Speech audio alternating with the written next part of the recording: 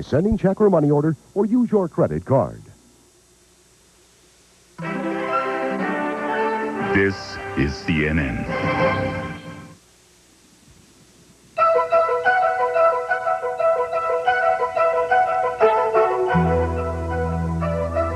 The previously untouchable Trident missile system may face a reduction in force as calmer times mean nuclear cuts. And Japanese reaction to news that Los Angeles answers the call to buy American and will redo a deal to build rail cars. Welcome to our viewers in the United States and around the world. This is World Day. I'm Bobbie Battista at CNN Center in Atlanta. And I'm Reid Collins in Washington. With the Soviet Union gone, the state of President Bush's union is that much more secure. And so Mr. Bush reportedly is planning to announce sharp unilateral cuts in strategic missiles in his State of the Union speech next week. Some cuts, according to the New York Times, would depend on the response of the big four former republics. But it is believed the United States is now willing to pare back some of its sea-launched force, which in times past has been considered inviolate as far as negotiations were concerned. The Estonian parliament today is debating the formation of a new government. Prime Minister Edgard Savisaar has resigned after failing to win parliamentary support for his economic crisis strategy. Last week, Savisaar won Parliament's approval to declare a state of economic emergency in Estonia. This gave his government extra powers to tackle the crisis. However, this week, Savisaar twice was unable to set up a joint government parliamentary commission to handle the state of economic emergency. Day two of talks on the issue of international aid to the Commonwealth of Independent States began about 1 hour ago in Washington. Representatives from 47 countries are taking part in the conference, which is expected to wrap up sometime later in the day. Let's get some details now and go to CNN's Ralph Begleiter at the State Department. Ralph. Reid, there's plenty of agreement among all the nations gathered here at the State Department that the people of the former Soviet Union need lots of economic help. But there's much less agreement on how much help is needed and who's going to pay for it. East Europeans, for instance, want to be sure they don't get the short end of the stick when checkbooks are opened for the former Soviets. I'm quite sure that more help would be very welcome. But it was also emphasized by many speakers, including Hungary, that this is a short-term solution. And the Soviet Union or the former states of the Union should not really become in any way dependent upon aid. So everybody is ready to help them, but they have to do most of the work. German Foreign Minister Hans-Dietrich Genscher tells CNN he's pushing especially for aid to the former Soviet Union's oil and natural gas industry, because once that's running at full tilt, the former Soviets will be able to repay the aid they get from the West. We'll talk at greater length with Minister Genscher later in this program. President Bush's sudden change of heart yesterday when he announced more than $600 million in new aid to the former Soviets is still far from enough, according to Italy's foreign minister. Much more than that will be requested of the United States. Much more, really much more. The order of magnitude will be of the billions or tens of billions of dollars, not of millions or hundreds of millions of dollars. Some nations are already showing signs of being peeved at Mr. Bush's unexpected announcement of more aid. Kuwait's foreign minister, on his way into the building here this morning, reminded us this was not supposed to be a pledging conference. Ralph Begleiter, CNN, reporting live from the State Department. Japan's Sumitomo Company says it got a raw deal when a commission in Los Angeles canceled its commuter rail contract. Sumitomo says its American operation employs 1,000 people. As CNN's John Lewis reports, most reaction in Japan is low-key, with an eye to possible future fallout. The decision to shut aside Sumitomo's bid may have brought joy to some in Los Angeles. Here in Tokyo, initial reaction was more subdued. Newspapers and television newscasts reported the story from Los Angeles in an only the facts, ma'am manner. Sumitomo President Tomoichi Akiyama issued a brief written statement. He expressed regret over the decision, adding the company would wait for official word of the cancellation before considering what, if any, steps to take. The Japanese business community, coming under pressure from the entourage of U.S. President George Bush earlier this month, is well aware of the heightened trade friction between the two countries. A low-keyed response now is understandable. But some see the Los Angeles decision as a sort of political watershed in U.S.-Japan relations. I think that the Japanese will take this very seriously as a message of that America means business when it talks about competing with Japan, when it talks about ensuring its own economy before the world economy. But understanding that the decision might have been more political than economic still doesn't negate the underlying emotional factor in Japan. The LA decision will not go down well here. Many seeing it, rightly or wrongly, as yet another example of Japan bashing during this American election year. John Lewis, CNN, Tokyo. Honda is recalling nearly 100,000 new cars worldwide. The problem is a faulty switch that can result in an oil leak. Included in the recall are 1992 Accords, Civics, and Preludes, as well as Acura Integras and Legends. Ironically enough, this recall applies only to the cars made in Japan, and not those Hondas made in the United States. Well, another Japanese car maker says its reputation has been unfairly bashed in a report on bumpers. The Insurance Institute for Highway Safety says bumpers on most small cars fail to prevent costly damage in low-speed crashes. The worst bumper in a test of 24 cars was on the Daihatsu Charade. The car maker says crashes like those in the test don't occur in real traffic. The insurance group says the Daihatsu bumpers caused the most damage at $3,800. Nearly as unprotected were the Pontiac Le Mans, Mazda MX-3, Ford Probe GL, and Mazda MX-6 DX. The Japanese parliament reportedly is going to buy a couple of American-made Buicks. Fairly expensive cars are these. And about a $40,000 model, 2 Park Avenues, destined for Tokyo. Farther away, it's enough to make you ill. Space Shuttle Discovery astronauts are taking some stomach-churning rides and spins in the name of science. And some of the unsung heroes of the Gulf War swept into a new assignment. When World Day returns, a look at European minesweepers, current and future missions.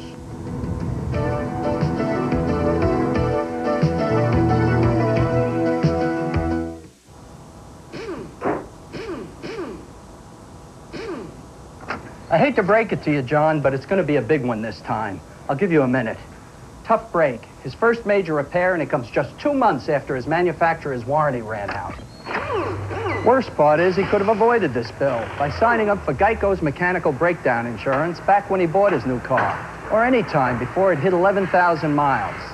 I suppose people think all extended warranties are too expensive, but with Geico, you get longer coverage than many car dealers' extended warranties at savings of 30 to 50%. You can even choose between 2 coverage plans for the same low price. And you can still see your favorite mechanic. So take a word of friendly advice. Call Geico today. For longer coverage at savings of 30 to 50%, it's mechanical breakdown insurance from Geico. Sign up within 11 months or 11,000 miles of purchasing your new car or light truck. Call now for free information. What can I tell you, John? You should have had the coverage. Cutbacks continue. Recession. Politicians. Crime. Pollution. Daycare. Not having any time. Job insecurity. You never needed it more.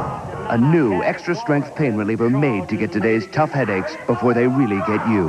1,000 milligrams, stomach guard, and the name there. That should ease your mind.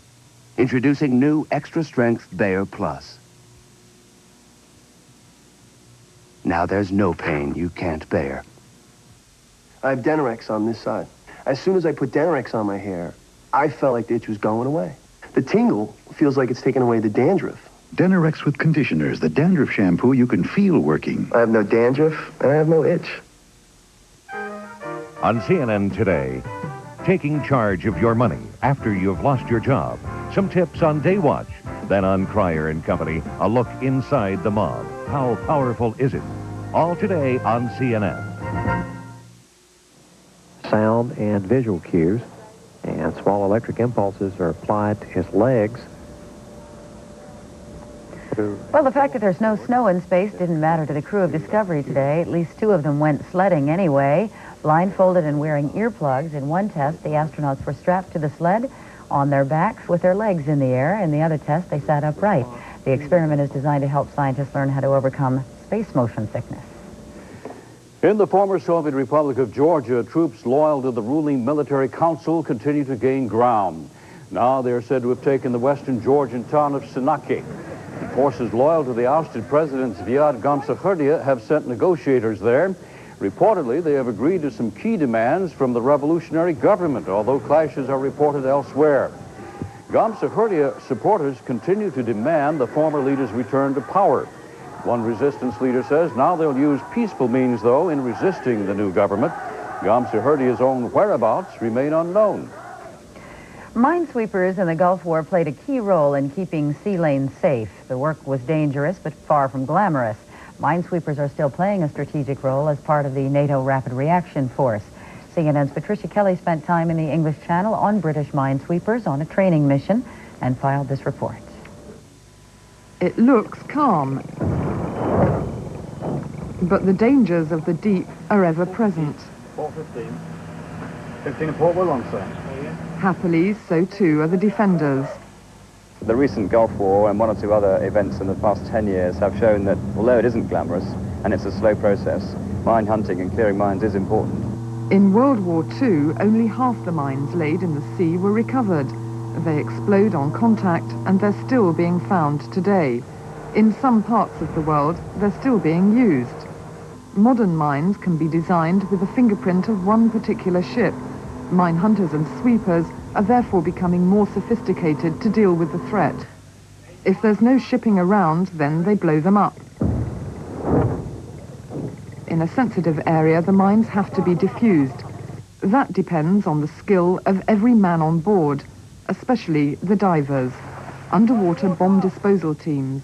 There are conditions under which I have seen the divers go in where I'm making a decision whether I should let them go in or not, because, you know, maybe it's the middle of the night or it's snowing, and they still have to go down there and do their job. Resurfacing too quickly can give divers the bends.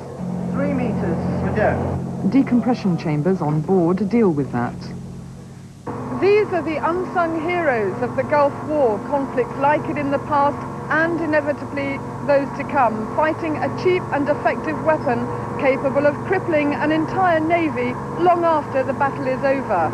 This multinational force is also a sign of the times and an example of NATO's new approach to defence. Scaled down smaller teams capable of reaching the trouble spots fast. There's always going to be hotspots as nationalism takes charge and borders are redefined. That's an ongoing thing, and I think at the moment we're in a period of instability. Dangerous it may be, but this branch of NATO's Rapid Reaction Force is unlikely to go hungry for work or something for supper. Patricia Kelley, CNN, on board HMS Quorn in the English Channel. The United States will meet with Israel tomorrow in response to Israel's request for $10 billion in loan guarantees. It is widely expected that Washington will offer the Jewish state less than it wants and with strings attached. The U.S. is expected to link any aid to limits on Israeli settlements in the occupied lands. Prime Minister Yitzhak Shamir toured a settlement yesterday, and he stressed that both U.S. financial help and Jewish settlements are vital to Israeli security. For me, the territorial question is a general national problem. We do not distinguish between the various parts of the country. We have to build and develop everywhere. President Bush sees the Jewish settlements in the occupied lands as obstacles to peace, so he persuaded Congress to hold off discussing the loans until today, giving the Middle East peace talks a chance to get going. Well, it may be one on none in Barcelona. The Australian basketball team says it's thinking twice before it competes against the U.S. team in the Olympics if Magic Johnson's out there on the court. Some team members say they're alarmed that Johnson might pose a medical threat to them because he has the virus that causes AIDS. More details on this ahead on World Day Sports. And coming up in a moment, an interview with German Foreign Minister Hans-Dietrich Genscher. Stay with us.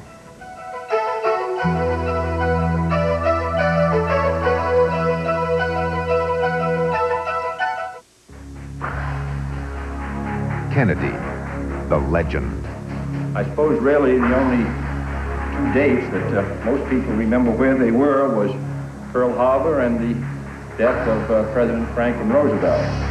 Kennedy, the leader. I support strongly the Constitution. I support strongly the separation of church and state. I believe it's the best arrangement for our society, that I shall continue my devotion to the Constitution and support of it.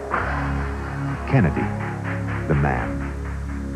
Well, I attended Harvard. I just finished there this June. I'm interested more or less in working sometime in my life for the government, but I haven't really decided as yet. Life magazine proudly presents what must be considered one of the most comprehensive videos ever produced on the private life of John Fitzgerald Kennedy. This is his story, told in his own words and pictured in film clips, many never before seen by the public, taken from the archives of the Kennedy Library. In addition to these rare moments of film, Life magazine has searched its own picture archives to bring you the most complete picture story of Kennedy's life ever told. And now this collector's video can be yours, free with your paid subscription to Life magazine. You'll get 13 big issues, including 2 special issues, The Year in Pictures and the Fall Special celebrating 500 years of America, all for 4 monthly installments of only $7.97 each. Life magazine is the picture monthly that keeps you in touch with the human side of major events and brings you the colorful, touching, dramatic, and personal stories of important people. Call now and you'll get even more. This valuable booklet, Life in the 60s, a picture log of the Kennedy era, as our special thank you for acting promptly.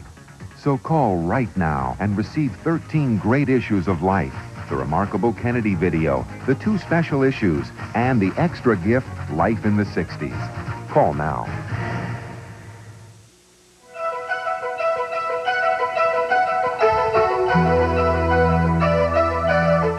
Germany's Foreign Minister Hans-Dietrich Genscher is among those attending the high-level meeting in Washington on how best to aid the emerging nations of what had been the Soviet Union.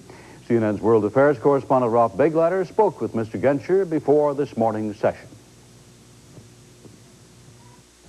Mr. Minister, is there enough money in the West to meet the needs of the former Soviet Union, even with all the pledges that have already been given? There is, but we need additional help. And for that reason, I think it was an excellent idea that the American administration invited this conference. Our help should not only focus on emergency help for humanitarian reasons, should not only be focused on financial help. It's very important that we start the program to educate and to train those people who in the future should play an important role in running a new market economy. Will there come a time when the Soviet Union will be able to pay for the training and assistance you're speaking of? I'm sure. That's the reason why Germany is strongly advocating to modernize the energy industry. Germany wants to focus international interest on modernization of their oil and natural gas production, because this will put them in a situation that they can export and can get a hard currency, and then they will have money enough to pay for training, for education, for outside investment, and they also will be in a position to build up their infrastructure. I think we have to focus on very special parts of their economy, and starting from these parts where we very soon will have positive results, and from this sector then we can spread the progress in establishing a working market economy. Some people in the West would say that not only will the Soviet Union be able then to pay for the aid it receives, but it would also be able to pay for continuing its arms industry. Are you insisting that any of this aid be connected to reductions in the Soviet arms industry, and for that matter, reductions in the arsenal they already have? This for us is a major condition for cooperation. We are insisting that the commitments given by the former Soviet Union and President Gorbachev should be fulfilled, and that additional commitments are necessary, because I think what's going on now in the West and in the East is a great chance to start a new period of disarmament. This is not only a question of saving money, it's a question of how to avoid a proliferation of nuclear arms. We shouldn't forget that 10,000 of nuclear artillery ammunition is spread all over the Soviet Union. Is there a threat in those nuclear artillery shells being in the hands, for example, of some of the Islamic republics that were once part of the Soviet Union? Is there a danger that those weapons would find their way into other parts of the world? Until now, I think there's no danger, but nobody knows what will be in 1 or 2 years' time. So I think it's the right time to start such an initiative and to eliminate as soon as possible, and when they are not in a position to eliminate with their own means, then I think it would be the proper way for the West to help them. You've had a chance to meet Boris Yeltsin. He's been on the scene for a relatively short time as the leader of Russia, and as certainly the dominant leader of what was once the former Soviet Union. Is he the kind of man, you think, who can manage this delicate process of both economic recovery and arms reduction at the same time over the next year? What do you see as the prospects for Yeltsin? I think the man is in a unique situation. He has to face at the same time problems of huge dimension. And for that reason, I think he and the other leaders need great help by the West. One should not only focus on Yeltsin, he's the most important one, the strongest personality, but there are 11 republics, and they also need close cooperation, close relations, and very close, also a very important negotiation to develop our relationship with them. They're all pretty inexperienced at it, though. Yes, of course they are. So, but even for that reason, close contacts can be helpful. Thank you very much, Foreign Minister Hans-Dietrich Genscher, for joining us on CNN. I'm Ralph Begleiter in Washington. And still to come on World Day, the housing crisis for South Africa's blacks. We'll look at the growing misery in the country's fastest growing city.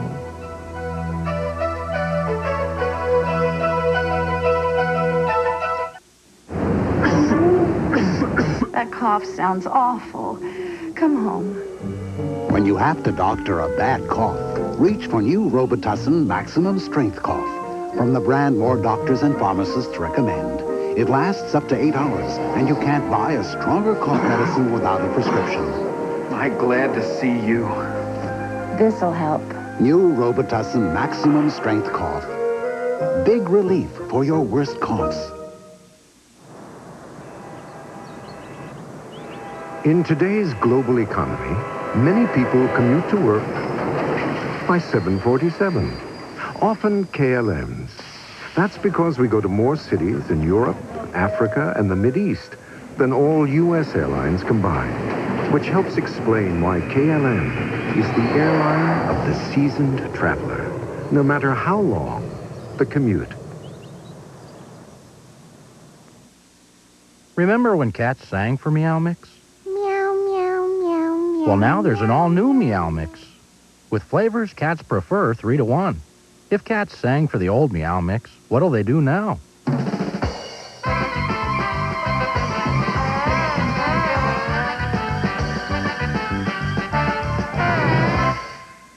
All new Meow Mix. Tastes so good, cats ask for it by name. Meow. To say the least. I'm scared. Let me go. Kidnapping him was easy. We're only after the money. Nobody is going to hurt the boy. I'll say they're not. The hard part was letting him go. Sybil Shepherd, Memphis. Monday on TNT.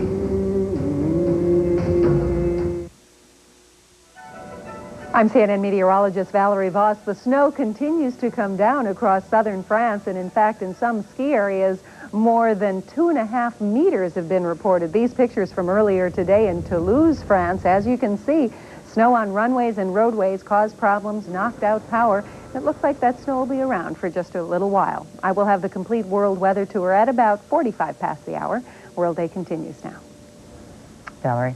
Cape Town has the distinction of being South Africa's fastest growing city, but it owes most of its growth to shantytowns springing up on its outskirts. As Jeremy Thompson reports, the slums draw blacks desperately looking for work, only to be trapped in poverty. Every morning, the lucky few set off for work in Cape Town, just for a while leaving behind the shacks they call home. But for the majority of blacks, there is no employment, and with no money, little hope of escaping from these sprawling shanty towns. The splendor of nearby Table Mountain remains a distant dream. The beautiful city of Cape Town, with its affluent white suburbs, is now surrounded by massive squatter camps, crammed with black families drawn to the city in search of work and a better life. Each month, several thousand more pour in, only to be trapped in what the government calls informal settlements. Since influx control laws were scrapped, Cape Town's become the fastest growing city in southern Africa, creating a housing crisis the government simply cannot cope with. Bulldozers used to be the official response to illegal housing, but now the machinery of state is busy laying sewage and water pipes for temporary homes that are fast becoming permanent. Though the rudimentary toilets and taps often serve dozens of families who have no facilities at all in their homemade huts. In Cape Town, 80% of all blacks live in these informal settlements. To residents like Pamela Malaleka, the new South Africa means no more than one day getting a brick home. Maybe we got a few things. You can't stay with a house like that. You want the brick houses and the water and the toilet, everything. But the government claims it hasn't the resources to build houses for poor blacks. I certainly don't feel satisfied because one realizes the desperate need out there. But I think we're doing the best we can with the means at our disposal. And that doesn't mean houses. That certainly doesn't mean houses. However, several of the government's serviced sites remain empty, boycotted by squatters who reject the facilities as inadequate. They also fear that overcrowded land will lead to more faction fights, which in the past have claimed hundreds of lives. The forlorn toilet blocks now stand as headstones to a failed housing policy. Critics claim the state is struggling to shed the concept of apartheid.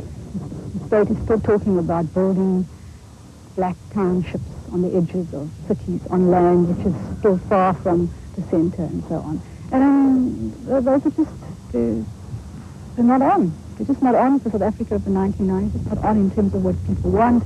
They're not the kind of South Africa that people have struggled for. The outskirts of cities like Cape Town have an increasingly third world look. Across the country, at least 7 million blacks now live in shanty towns, more than the entire white population. A political and social nightmare for whoever governs the new South Africa. Whatever political changes take place, unless a solution can be found to this massive housing crisis, there's little chance of South Africa's cities becoming racially integrated. Jeremy Thompson, ITN, Cape Town. Latest financial news and the check of the top stories is ahead on World Day. And we'll check on some dolphins, too, raised in captivity, but responding surprisingly well to the call of the wild. For those of you who have been reluctant to wear a hearing aid, Miracle Ear has more great news. If you have trouble hearing in noisy situations, the exciting Miracle Ear Clarifier may be your answer. The Clarifier features a special filter that automatically reduces background noise. In a restaurant situation, it picks up the noises I want to hear, but the other noises are just moved off into the background. If you or someone you know thinks they may be suffering from hearing loss, call Miracle Ear at this number and receive helpful information. It really makes a lot of difference in your way of hearing and in your way of life. Call this number. Miracle Ear will send you a booklet on better hearing, plus a coupon for a free hearing test. Call today. Learn about all the good news from Miracle Ear. A lot of people don't even know you got it, especially the one I got, the design that I got. Call this number. Find out if Miracle Ear can help you. World Day continues, followed by Day Watch after this local commercial break. Next on CNN. ESPN Outdoors. Every Saturday, host Tommy Sanders guides you through 4 hours of outdoor adventures from around the world. Look at that, I've got 2 bass on there. Learn new skills. Full. How to live in unison with nature and keep abreast of current environmental issues. It's as big as all outdoors. Saturday mornings, ESPN Outdoors. Bold, brave, courageous. Elite military teams and strike forces from around the world, trained to the peak of perfection, ever ready to meet the challenge. Go inside the ranks of the French Foreign Legion, the Canadian Special Forces, the Italian Alpine Troops, Germany's 1st Airborne, and our own Navy SEALs. See what it takes to be the best. World of Valor, a world premiere series, Fridays at 9 Eastern, only on the Discovery Channel. This is CNN.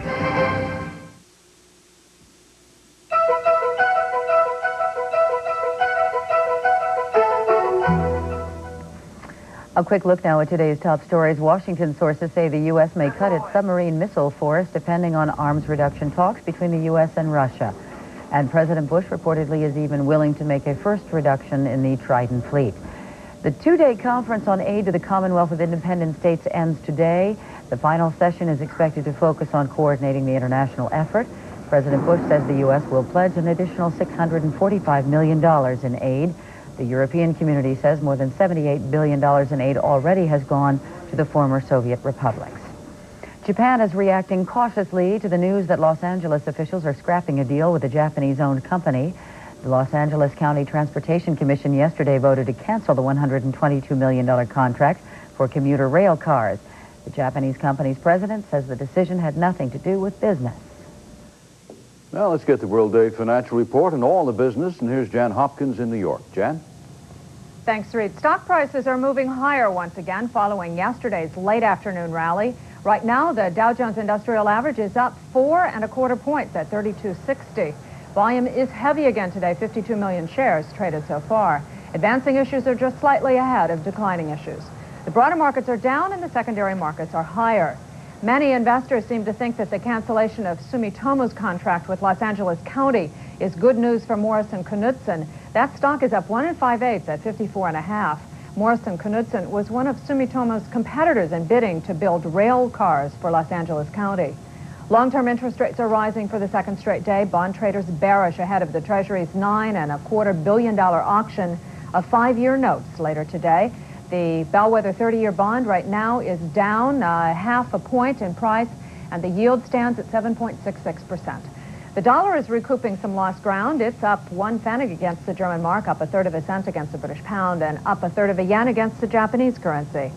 The financial markets are not much moved by the latest news on the jobless front. More Americans applied for first-time unemployment benefits in early January.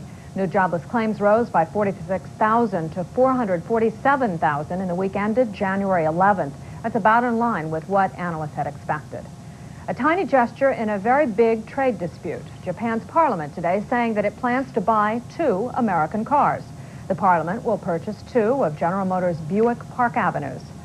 Japan's ruling Democratic Party requested the action to help encourage American imports. Buick Park Avenue costs about $46,000. And finally, stocks in London are struggling to stay in the plus column after a 2-day losing streak. The Financial Times 100 index is up a fraction at just under 25.23. Investors in Tokyo overnight in a buying mood for the second straight sessions of bargain hunting and expectations of lower interest rates lifted the Nikkei average 0.25% to close at 21,580. That's the latest in business news. Let's take one last check of the stock market. The Dow Jones Industrial Average is now up 5 points. We'll have another update in 1 hour. I'm Jan Hopkins, reporting from the Business News Desk in New York. Formulating some creative solutions to future problems that face the world. That's the gist of a novel written by the Turner Tomorrow Fellowship winner, Daniel Quinn. A talk with the author in a moment. Before we go too much further... They say diversify to reduce risk, but I'm no financial expert. I know how to build a house, not a portfolio. How do you judge each investment? When to buy or sell? And who has time to follow the market? Because most people can't be masters at everything, Fidelity Investments created the Fidelity Asset Manager. In one easy mutual fund, it seeks to diversify among and across stocks, bonds, and money markets. And Fidelity professionals carefully watch your investment for you, gradually adjusting your assets to keep pace with changes in the market. It's designed for those of us who aren't financial experts. Call now for this free fact kit on the Fidelity Asset Manager. I called. You should too. There's no pressure to invest. There's no sales charge either. All your money works for you. Diversification made simple. Call 1-800-356-8100 for your free fact kit. Fidelity Investments. Common sense, uncommon results. Share price, yield, and return will vary. This was me with dull gray hair. I looked washed up. Then I found a whole new way to make my gray look great. Introducing a new kind of shampoo from the makers of Just for Men Hair Care called Great Looking Gray. Great Looking Gray does more than clean and condition. It gets rid of the dullness, even yellow buildup, brings out the real silver. What a difference it makes. New Great Looking Gray shampoo, and for stubborn yellow, new Great Looking Gray anti-yellow treatment. Today, drugs in the schools, drive-by shootings, gangs, the fears and challenges of everyday life. How does urban violence affect children? Today on Sonia Live, 1 Eastern, 10 Pacific on CNN. A boost for the sagging U.S. electronics industry. The Japanese government has agreed now to consider bids from U.S. computer companies rather than buying strictly from Japanese companies. U.S. Trade Representative Carla Hills and the Japanese Foreign Minister Watanabe signed the agreement yesterday. It could be worth up to $5 billion in U.S. exports and could mean more U.S. jobs. Next, the administration will work to open the Japanese to U.S. glass and paper products. Philippines soon may have a smaller purse into which to dip. U.S. ambassador to the Philippines says that aid to that nation may be cut back sharply after U.S. forces complete their pullout from the military bases there. That pullout's to be finished by the end of this year. The ambassador says without the bases, justification for the assistance disappears. War has been over for a long time in Nicaragua, but yesterday a display of that nation's ongoing campaign to ensure peace. Contra rebels and the leftist Sandinistas got together to surrender weapons. About 70 former Contras and 80 one-time Sandinistas destroyed their weapons in this ceremony and vowed they'll work now for peace and democracy. They had rearmed after doubting the government's commitment to peace. Well, what work of fiction looks most creatively at the search for solutions to the world's problems? The Turner Tomorrow Fellowship gives out a cash award to a book that fits that billing. In 1991, TBS Chairman Ted Turner announced that author Daniel Quinn had won $500,000 for his novel, Ishmael. Mr. Quinn spent years writing this novel, which was chosen from over 2,500 manuscripts. Ishmael contains a series of conversations between a man and a gorilla. Proposals and solutions to the world's problems are explored, and Daniel Quinn is here now in our Atlanta studios to talk about his work. Thanks so much for joining us. In fact, this book was 13 years in the making.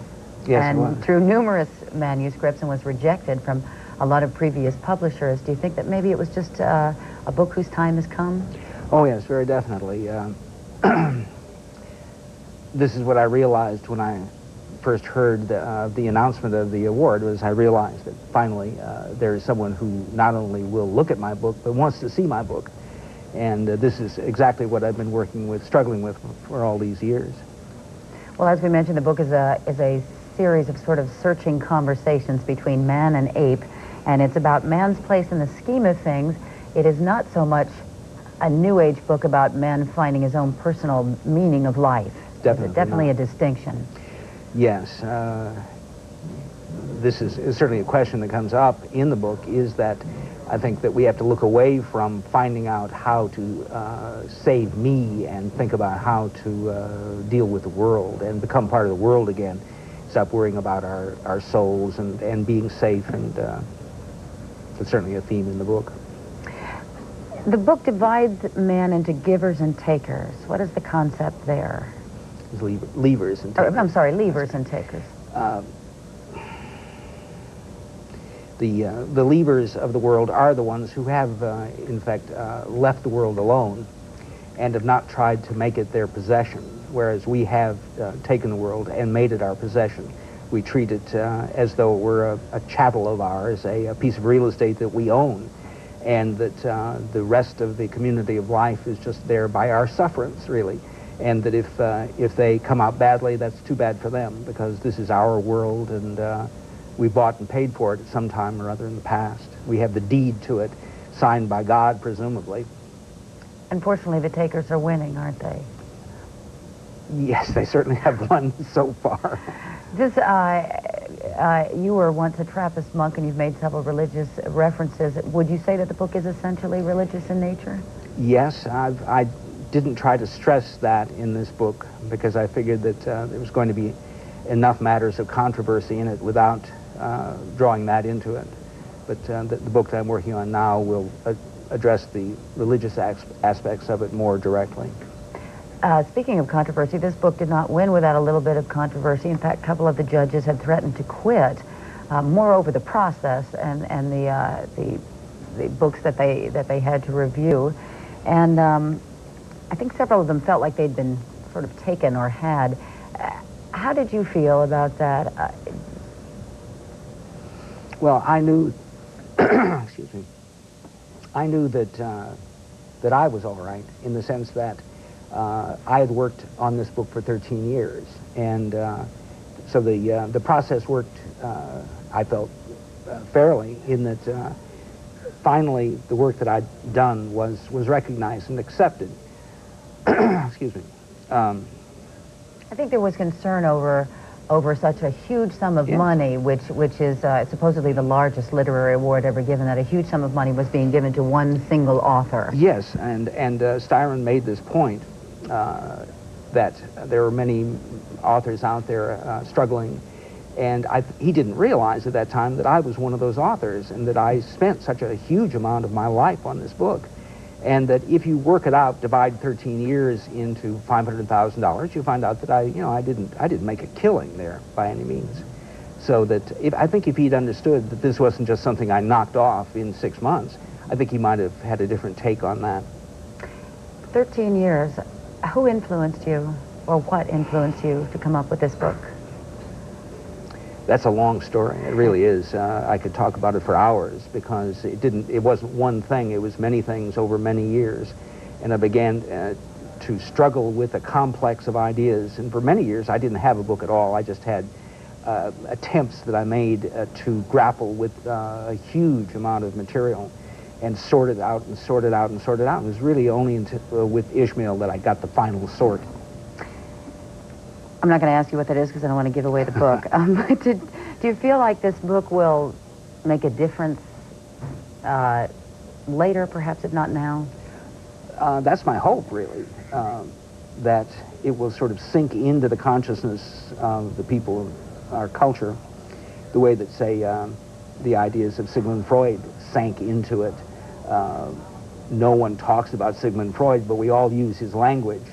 And his ideas are part of the way we view the world now. And I hope that that'll be the same with this. Well, I know for me, personally, if you like Joseph Campbell or the readings and writings of Black Elk, you'll enjoy Ishmael very much. And Daniel Quinn, we thank you very much for joining us on World Day today. Thank you. Reid? Well, a possible roadblock for Magic's Olympic dreams. That story is coming up on World Day Sports.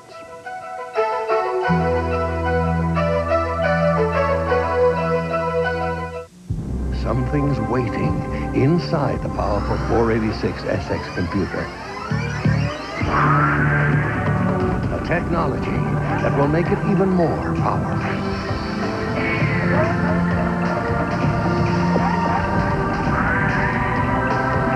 We call it Room for the Future. Introducing built-in upgradability. Check into it. From Intel, the computer inside. This dry skin itch, won't anything stop it fast? Lanacaine will. Lanacaine shuts off the itch like a switch, fast. Only Lanacaine cream works on contact with the nerves that cause dry skin itch. Look, Vaseline Intensive Care can't. Jergens can't. These can't. And Lanacaine Deep moisturizes too. Helps heal rough, dry skin. For dry skin itch, every itch. Lanacaine does shut off the itch like a switch, fast. Taking off for vacation this winter? How about hitting the slopes at a fun western ski resort with an Advantage Rent-A-Car Plymouth Voyager or Jeep Cherokee? Or you could hop a jet to the links of Arizona, rent a roomy Chrysler New Yorker, and golf your brains out. Or maybe head down to the Texas coast for fun in the sun in a LeBaron convertible. I hear there's even this nude beach down there. Just kidding. Advantage Rent-A-Car, the rising star in rental cars. Give us a call when you take off this winter. On CNN Today, taking charge of your money after you've lost your job. Some tips on Day Watch. Then on Cryer and Company, a look inside the mob. How powerful is it? All today on CNN.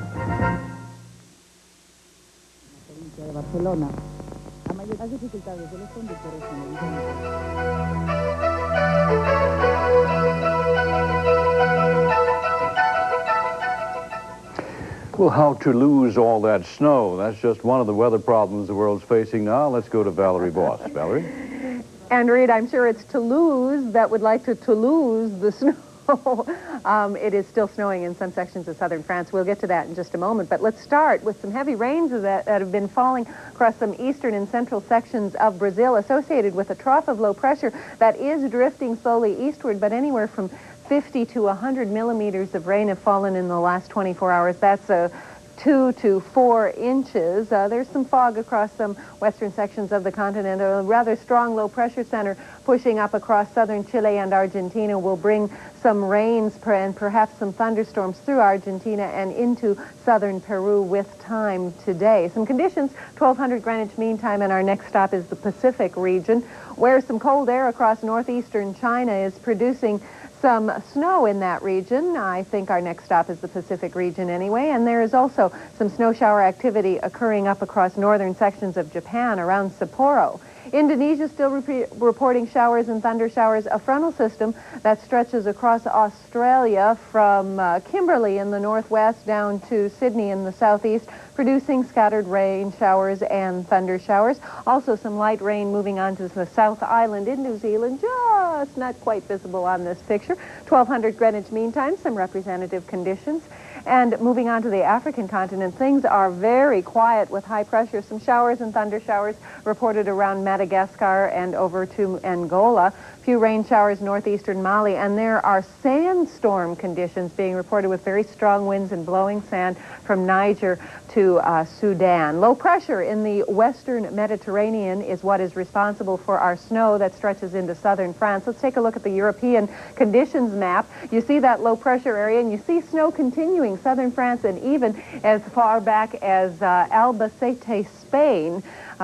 Temperatures in that region right around or below the freezing mark, and boy, has it caused problems. Let's take a look first at the Perpignan region of France, where the snow continues to come down, and it is a beautiful sight if you don't have to get out and drive in it. As much as 50,000 people, however, have been without electricity, and in Perpignan, 42 centimeters or 17 inches of snow have fallen. The snow stretched all the way south to Biarritz along the beach. At Carcassonne, 45 centimeters or 19 inches of snow reported.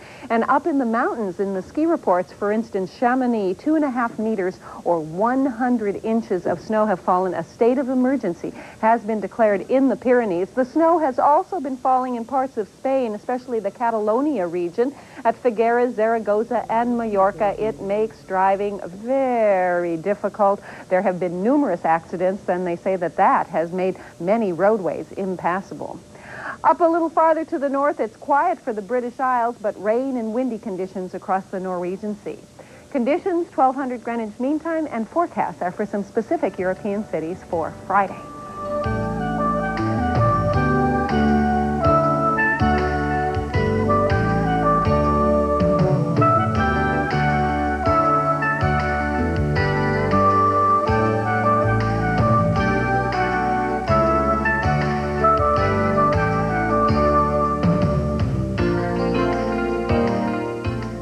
We hope it's a great day, whatever your weather, wherever you are, and drive carefully. World Day continues with Bobbie Battista. All right, Valerie, thanks. Well, the upcoming Summer Olympics has its first major controversy, unfortunately. Here's Tom Stinar. Bobbie, sooner or later, it was bound to happen. The question has finally been asked. Would Magic Johnson pose a realistic threat of passing on the virus that causes AIDS if allowed to compete again? Magic Johnson's recent announcement he'd like to compete in the Summer Olympics has put a scare in at least one international team. In the wake of a recommendation from an Australian Olympic Federation medical official, the Aussie basketball team is considering boycotting the Americans if Johnson plays. Several members of the Australian Olympic team spoke out about the issue of Johnson perhaps playing in the games. Senator Ray Borner said he's concerned, especially since there is bleeding that occurs, and Johnson is, of course, HIV positive. Borner also stated he'd rather forfeit a possible gold medal than to have to be on the same court as Johnson. Aussie captain Phil Smythe said that if they can prove medically that he is in no danger, then he would, of course, play. I spoke with former Australian national coach Lindsay Gaze earlier today, and he told me he doesn't believe compulsory HIV testing for all Olympic competitors is necessary, and that the thought of a possible boycott is not the answer. Well, I was very disturbed at the comment in the first place. It seems to me that it's ill-informed and certainly inappropriate. There's been enough in the news these days, and I thought that there had been sufficient public awareness now. Do you think that other countries might follow suit? I know the Australians are considering a boycott, but do you think this will create sort of a trickle-down effect? I would doubt it very much, because especially when FIBA, the International Basketball Federation, actually, my understanding is, they actually issued an invitation for Magic to play. So I would believe that most basketball federations throughout the world would take that as a guide and react accordingly. Current Australian Olympic coach Adrian Hurley has left the decision to play up to each individual on his team. Well, the first of the 4 Grand Slam tennis events is winding up down under. The Australian men's semifinals will be staged today, and unseeded players make up half the field. 20-year-old Wayne Ferreira, who has never won a professional tourney, will have his hands full against world #1 Stefan Edberg. The other semifinal has #2 Jim Courier of the United States facing unseeded Dutchman Richard Krajicek. The women's finale is all set. Both semifinals were won in straight sets. Top seed and defending champion Monica Seles needed only an hour to reach the championship. There, she will tangle with American Mary Jo Fernandez, who surprised #3 seed Gabriela Sabatini to reach her second Aussie final in the last 3 years. And now, let's spend a moment reviewing all the World Day numbers on a roll.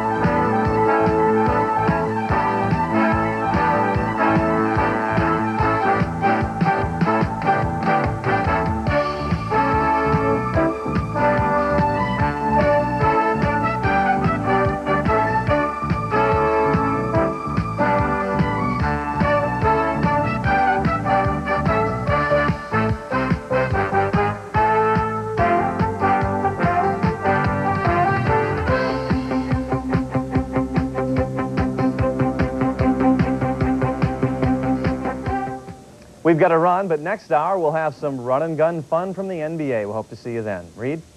Well, Tom, there is this bold male dolphin that leads a group of his buddies to freedom as marine experts around the world watch in amazement. The story's just ahead when World Day continues.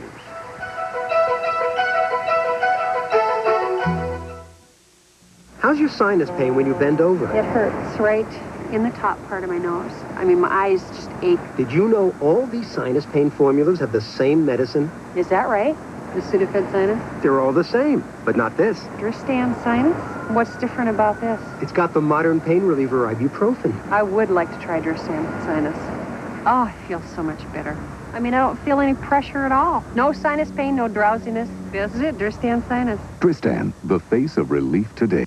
Some people don't know it, but they're paying too much in taxes. Take these two, identical in many ways. Similar homes, similar income, similar investments. But one could be paying 28% more tax on his savings and investment income. That's over $200 on every $800 earned. The other called Fidelity Investments toll-free and found out how to invest tax-free in this free fact kit on Fidelity tax-free funds. It shows you how to earn income that's 100% free from federal income taxes. And in some states, your income may be free from state and local taxes, too. And there's no sales charge, which means all your money is working for you. So call for your free fact kit on Fidelity Investments tax-free funds. Call right now and you'll also get this bonus booklet, Understanding Tax-Free Investing. See how Fidelity gives you the facts you need to make up your own mind without pressure. Hello, Fidelity? Keep more of what you earn. Call 1-800-328-4100 today. Fidelity Investments. Common sense, uncommon results.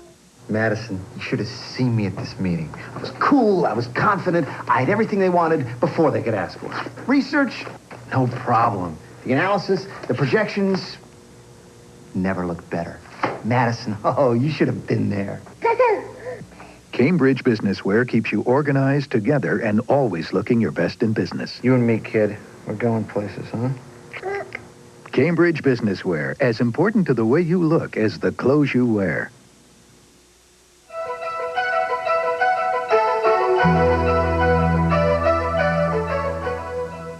The graceful, friendly dolphin has long enchanted animal lovers, but a group of dolphins in Australia has even the marine experts in awe. Carolyn Bertram has their story. In a process expected to take weeks, months, possibly years, the Atlantis dolphins have returned to the wild in a matter of days. Everything's gone a lot faster than we originally thought it would. A bold male by the name of Raja led the group of 9 dolphins back to the wild. Since then, Dr. Nick Gales and his team have been up and down the coast, tracking the mammals with the help of specially fitted radio transmitters. Fortunately, the transmitters have been working really well. In fact, without them, I'm sure we wouldn't have found any. We followed all of them except for Raja for the first 4 or 5 days since they've been out. After following the dolphins, Dr. Gale says their condition is good and he's confident they're feeding well in the wild. The only worry is a group of 3 males which he's been unable to locate. If you see one of the dolphins, Atlantis is desperate for information. Take note of whether or not they have a transmitter on their dorsal fin. It's a small thing about the size of a matchbox. Or if they have a small number on the dorsal fin, they have little white numbers. And if they do see that, if they could telephone Atlantis Marine Park, we're in the phone book, and let us know where and when they saw the animal, that would be of enormous assistance to us. The dolphins were taken from the pools of Atlantis just 3 months ago. Now marine experts around the world are focused on the unique success of this operation. So far, the dolphins seem more than happy to be back home. That report again from Carolyn Bertram in Australia. Well, ever wonder what it's like to be a bobsledder? And I remember smelling the fiberglass burning on the ice. I was wondering if it wasn't a helmet, but it was the fiberglass. Chris strokes his brother. Our guests tomorrow on World Day include members of the Jamaican bobsled team. That Washington Conference on Aid to what once had been the Soviet Union is to conclude today.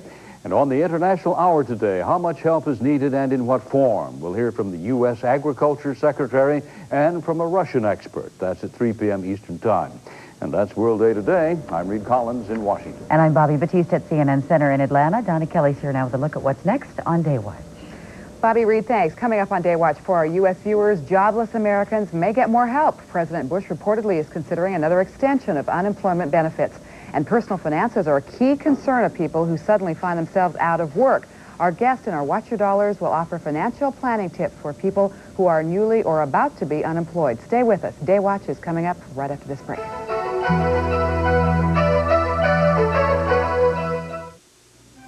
Coming up, Day Watch, followed by Cryer & Company, after a word from your local cable system here on CNN. If you'd like to give a special gift to a boy or girl 8 years old and up, get your pencil ready and write down this number because I've got just the answer for you. It's National Geographic World Magazine, published especially for kids by the National Geographic Society. It brings real-life adventure, page after page of fascinating articles and pictures in National Geographic color. Young readers will have fun exploring Earth, sea, and sky, and the environment and ways to protect it. And enjoy articles on sports, hobbies, science, and adventure. It entertains while it fulfills curiosity, stimulates the imagination, and encourages reading. And when you order the 12 colorful issues of World, your child also becomes a junior member of the National Geographic Society. Your child will receive this welcome kit that includes a junior membership certificate, an ID card, a colorful iron-on emblem, plus the chance to compete for a $5,000 scholarship. Your youngster can feel part of National Geographic's century-old tradition of promoting research, exploration, and geography education. Only $12.95 for junior membership and 12 issues of World Magazine and much more. Compare this unique once-a-month, 12 times a year gift to a single gift from a toy store, and you can see what a bargain this is. No shopping, no wrapping, no shipping. You cannot get World Magazine at a newsstand or a bookstore. You can only get it as a junior member of the Society. Just call with that special child's name and address today. Call 1-800-257-1257. Each issue has exciting surprises, challenging games and puzzles, inspiring stories about other kids, plus extra-large pull-out pages. What a wonderful opportunity to introduce children to world and everything it offers. And when you call with your gift order, we'll mail a special personalized gift card from you. Call 1-800-257-1257. That's 1-800-257-1257.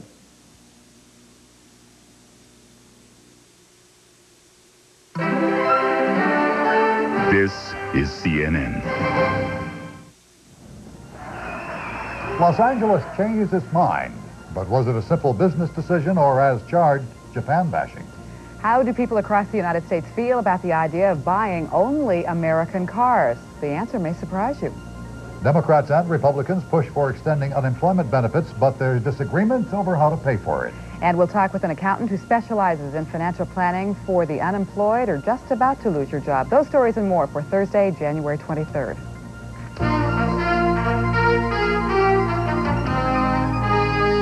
This is Day Watch with Bob Cain and Donna Kelley. News for the conscientious consumer. Good morning. President Bush is reportedly ready to support the idea of another extension of unemployment benefits. Unidentified administration officials are being quoted by the Washington Post as saying Mr. Bush will either propose an emergency extension or support somebody else's. It would be the second such extension since November. A subcommittee of the House Ways and Means Committee is holding hearings today on a Democratic plan to extend coverage for an additional 13 weeks. The measure is sponsored by Committee Chairman Dan Rostenkowski. We face nothing short of unemployment emergency and a crisis of confidence.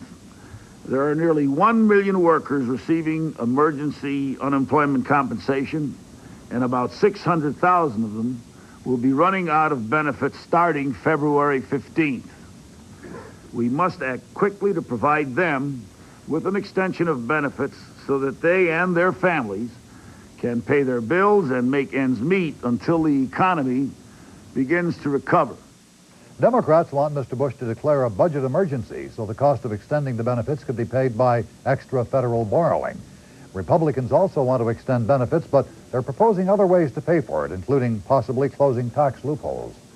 Layoffs are part of the slimming down of corporate America. They recently have been massive, and experts say they could haunt the economy for years. United Technologies is among the latest to announce it's trimming its ranks. It's cutting nearly 14,000 jobs over the next 4 years. Earlier, GM announced it's eliminating 74,000 jobs. IBM is cutting 49,000, and Citicorp is doing away with 17,000 workers. Some economists say these big job cuts will limit the economic recovery. Congressional economists, meanwhile, predict the unemployment rate won't change much this year.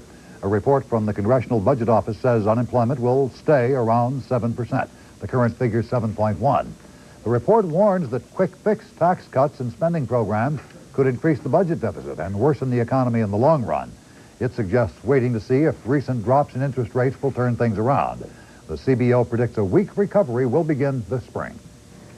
The president of Sumitomo Corporation says Los Angeles County decided to cancel a $122 million rail car contract for, in his words, non-business related reasons. But many workers are praising the move. They say it will protect American jobs.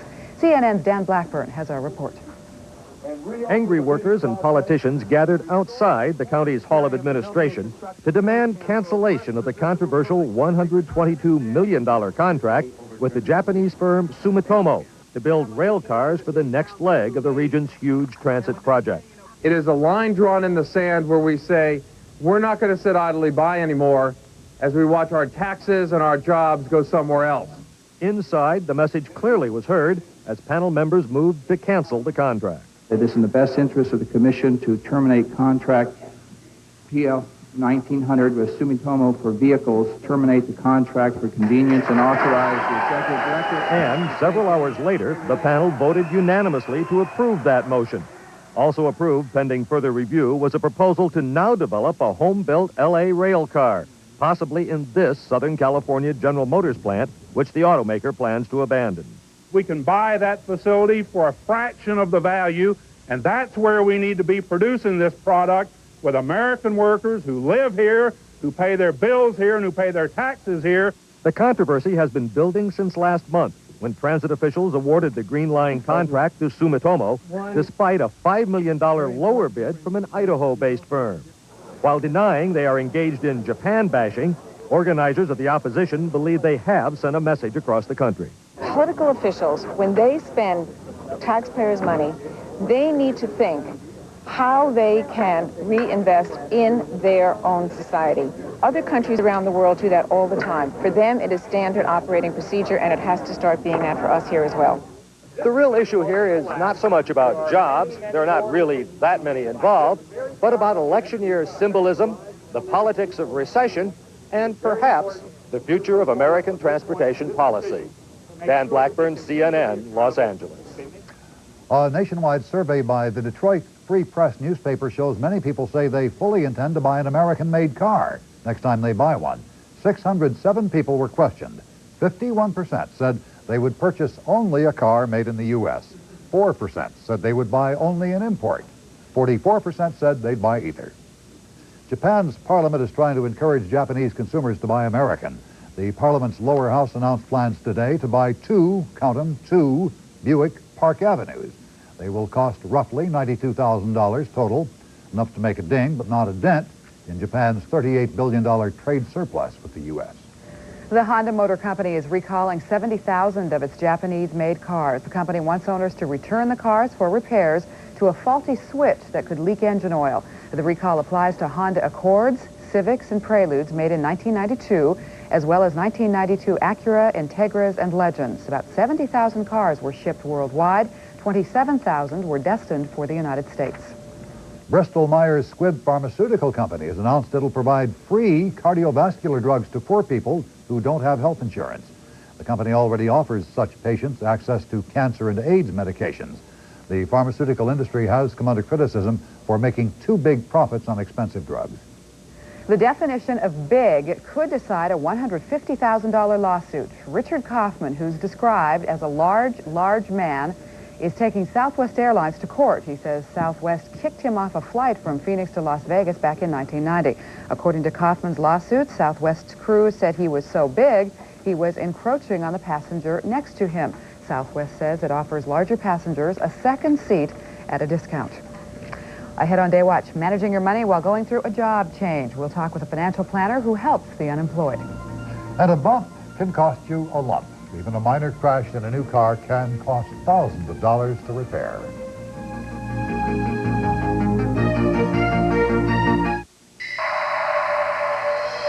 In the early 90s, the real estate business changed. I've got your financing seminar, 2 closings, and a showing. Busy day. Busy morning. Professionals took control, trained to use the latest marketing tools, responsive to the real human issues. He's not moving, but we've got a meeting set for tomorrow. And one organization is setting the pace. Better Homes and Gardens Real Estate. Join us. Call 1-800-ADVANCE. Something's waiting inside the powerful 486 SX computer. A technology that will make it even more powerful.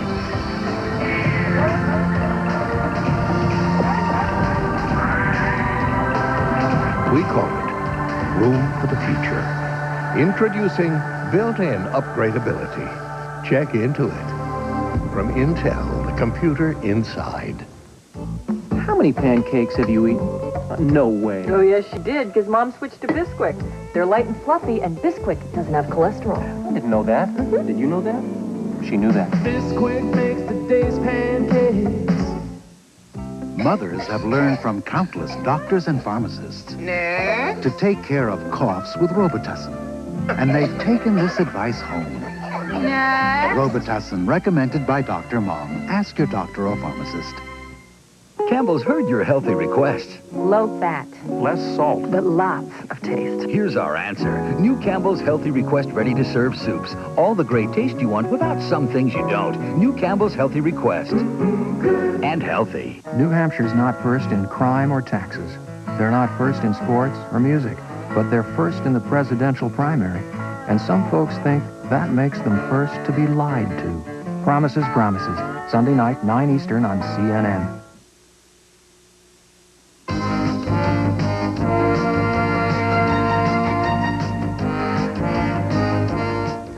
Unemployment takes a toll on you, your family, your finances. You suddenly find yourself trying to stretch a limited income to meet expenses that show no regard for your changed income status. Financial planning may help soften the blow. And joining us now from our New York bureau is Robert Clarfeld, the president of an accounting and financial planning firm, and his specialty is transitional counseling, helping people who change jobs, lose jobs, or leave jobs, or are just about to lose a job. Mr. Clarfeld, thanks for joining us today. You're welcome. Good morning, Donna. Good morning. You know, in this economy and a lot of folks losing their jobs, a lot of people are getting a little jumpy. They're getting a little nervous and kind of watching over their shoulders, wondering if this could happen to me. Are there some signs that folks should be looking for? Well, sure, Donna. If you happen to be in a company that's having some problems and is downsizing, or if you happen to be in a troubled industry, it's certainly a sign to get your financial house in order. Sometimes it could be subtle clues such as no longer being copied on memos or invited to certain meetings. It could even be something like being given piecemeal assignments rather than longer-term projects. These are all signs that something may be cooking. Mm-hmm. And even if you think that there's a possibility, it might even just be wise to just be sure anyway and get your financial house in order, as you say. How do you make sure that that house is not a house of cards? What do you need to do? Well, for people who haven't previously done so, it's a terrific time to get your financial house in order. Some of the basics are basically on the back of an envelope, list out what your assets and liabilities are. Get some idea of which assets are liquid, which aren't, which ones you don't intend to touch, which liabilities need to be paid off currently, such as credit cards, and certainly don't touch any long-term liabilities like home mortgages. Another thing sometimes is very useful is to put together a projected cash flow statements. Take a look at what you anticipate your sources of income are going to be over this period of time, including unemployment insurance, any potential severance packages, and then take a look at what your expenses are. Divide your expenses into discretionary and non-discretionary expenses and see where the cash flow works out. Okay, so cut back on your lifestyle a bit, I think is what you're saying there too. And also, let me just back up for just a moment. I think you mentioned something very important. You talked about liquidity. You've got to be able to get your hands on cash, don't you? Absolutely. We advise our clients to err on the side of excess liquidity, although they may have normally a longer time horizon for investments.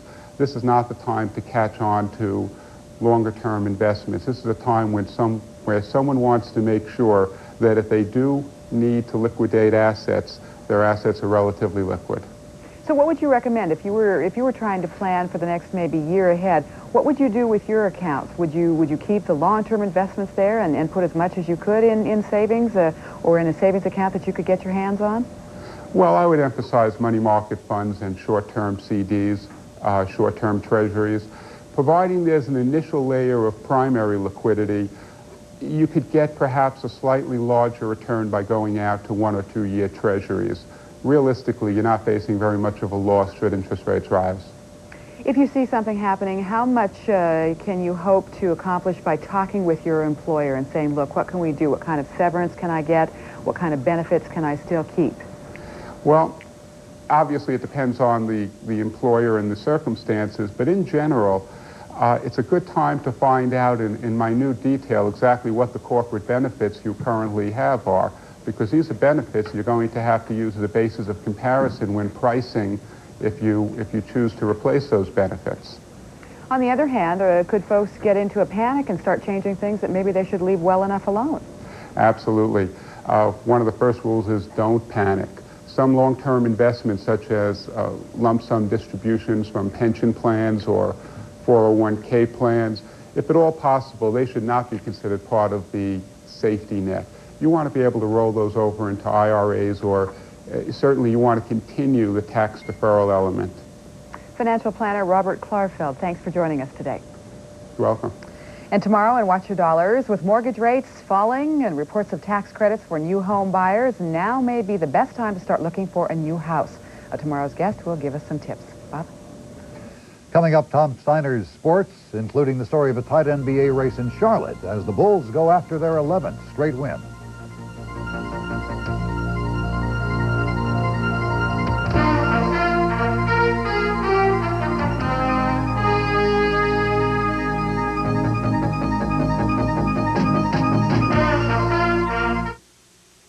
nothing else like it on Earth, or maybe even in heaven.